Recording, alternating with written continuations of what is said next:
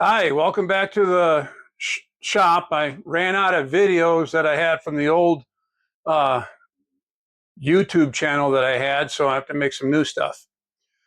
Today, I want to talk to you about what I'm learning anyway, and I want to pass these ideas on to you. Maybe they would help, maybe they won't. It's up to you how to decide. But I've been talking about a little bit about resin printing. I've been talking about flat printing. I've been talking about using different lines as a designer, so you can shrink your files down. Well, today I'm getting more into the resin printing side. And I wanted to kind of converse that since that seems to be where everybody's kind of heading. Not everybody, but a lot of the PLA guys are going over into resin. Now, there are certain things that resin printers shouldn't do, and that's in my opinion, of course, but I think that would be doing the flat printing and then doing structures like buildings and things like that. So, but I do think the resin printing has a place in the N scale workshop or in the N scale designs, and it also has a place in the sculpting department. Tricks of my trade. I'm going to explain best as I can to help you if you're a new resin printer guy or a girl, whatever, and you're getting started and you want some tips. So this is my little introduction to that. It might be a long video, might not be, I'm not sure. The first thing I want to address is the type of resin. Everyone's went from ABS to using rubbing alcohol and then having to clean everything in rubbing alcohol and then having to wash it and everything in rubbing alcohol. And you had to wear gloves and you had to worry about the smell and the toxicity and everything else. And it was just a really bad deal. For a small garage like this and an indoor printing station, and this is my printing station back here, that's not a good idea.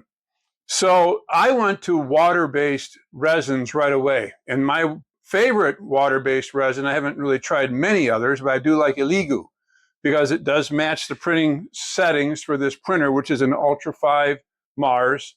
And I bought this entire station about last Christmas and wanted to get into miniature people.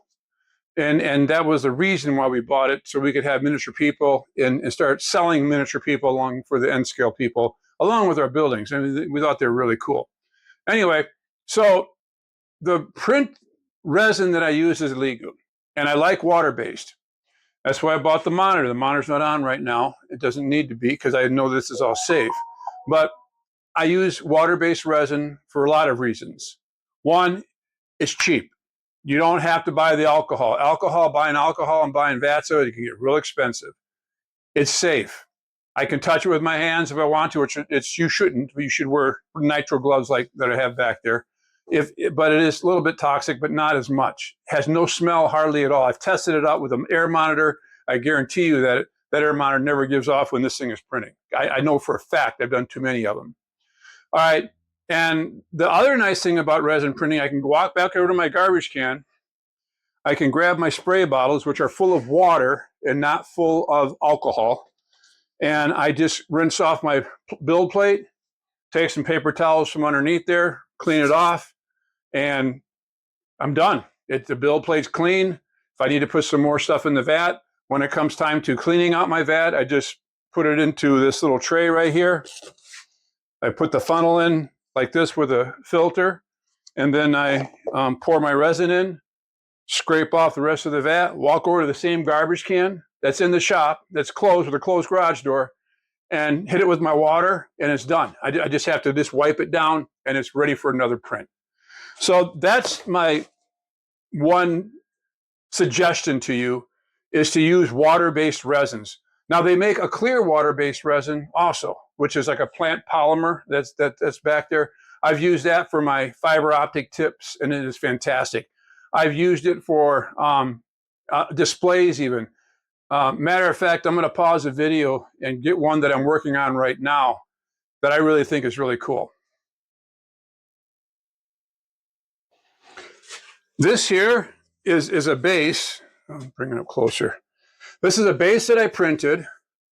It has insides for, and if you can see it right there, it has insides for an LED light system that I designed and bought and used. It's got a 12-volt DC plug in the back. But I took my 3D printing and I encased this with the resin print, and when this thing is so cool looking, and then I put little LEDs, blue and white, in there. I haven't painted it yet. I'm looking forward to getting to that point. But that's just one idea of using clear resin. I'm using clear resin for them crystals, and they do come out, you know. But it's a work in progress, and it's going to make a nice base for some kind of figurine. I might sell these. I'm not sure, but I think they're really cool myself. It's my design. It's my work, and I'm proud of it. But I'm mixing PLA with resin. Okay, that would be another thing. I am growing a new channel. It's called Echo Miniatures. I have a shop, echominiatures.com. I would like to see you there. If you just want to Google search my company, you just type in echominiatures.com. If you want to see us on Google Maps, you just type in, I don't know, custom printing near me. And if you're in a clean area in Texas, you'll see us. Our Google business is not doing anything outside of the local area. That's going to be strictly for this area. We're right next to an Army base, and we'll be getting a lot of these guys who need prints done before they go on leave or before they go overseas or whatever, for their loved ones or for their kids, and we're able to pull them off. We're making toy replacement parts. We're making ball-jointed dolls. We're making automotive parts for people. I mean, anything you want. And I've even put in my Shopify that, and this would be for the world, basically, if you have something custom, come see me. I'll be more than happy to look at it for free. And if I can't do it, I'll tell you so, for free. I don't charge you anything just to look at your files. I don't charge you anything to give you my opinion. Now, if you commit to me, then that's another story. And I have a setup for that on the Shopify. So thank you for spending time with me today. But blessings to you. Pray that you have a successful business wherever you are. If you have any questions, come ask me. I'd be more than happy to share my knowledge with you. To a point. I'm not going to share all my tips and secrets because I'm making money off of them. But like and subscribe and share like everybody says we're supposed to do. I'm getting a lot of hits and a lot of views on the shorts. I'll probably turn this into a short. Blessings, and see you in the next one.